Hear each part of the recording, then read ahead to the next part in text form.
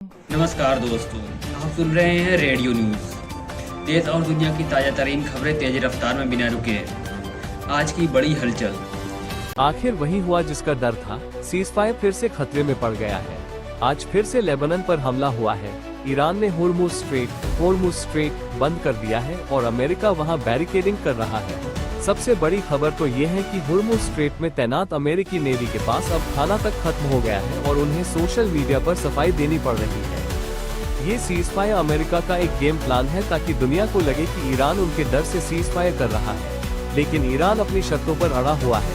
Uranium को लेकर Iran ने साफ कह दिया है कि वो बिजली उत्पादन और अन्य शांतिपूर्ण कार्यों के लिए न्यूक्लियर रिएक्टर चलाना बंद नहीं करेगा। अमेरिका की साख अब मिट्टी में मिल चुकी है और उसके हथियारों का बाजार खत्म हो गया है। डोनाल्ड ट्रंप और बेंजामिन नेतन्याहू युद्ध को लंबा खींचना चाहते हैं क्योंकि जिस दिन युद्ध खत्म हुआ और इमरजेंसी हटी, इन दोनों को जेल जाना पड़ सकता है। एप्स्टाइन फाइल के गायब 16 पन्नों में ट्रंप का नाम होने की भी चर्चा है।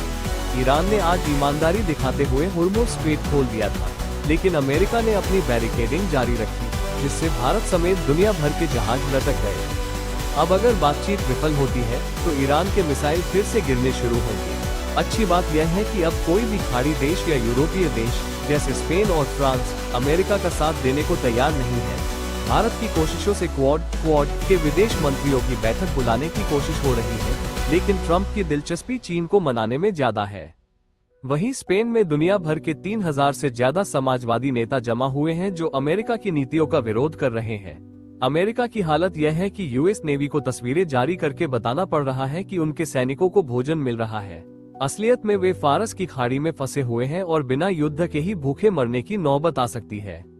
ईरान ने साफ कर दिया है कि उसे ब्लैकमेल नहीं किया जा सकता। उसे अपनी जब्त संपत्ति, प्रतिबंधों का हटना और अमेरिका से हट जाना चाहिए। ट्रंप के पापों के घड़े भर चुके हैं।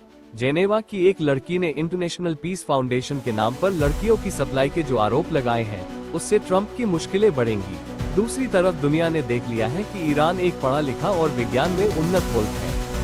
सीज़फायर के लिए ईरान की शर्त है कि रूस और चीन इसके गारंटर बने, यानी अगर अमेरिका या इजराइल संधि तोड़ते हैं तो रूस और चीन उनके खिलाफ लड़ेंगे। अमेरिका इसे मानने को तैयार नहीं है। धीरे धीरे अमेरिका पूरी तरह बेनकाब हो गया है। उसके सारे सैनिक अड्डे समाप्त हो चुके हैं।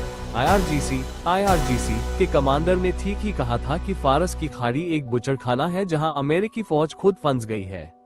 लेबनान पर इजरायल के हमले फिर से हिजबुल्लाह, हमास और हूतियों के बड़े पलटवार को दावत दे रहे हैं।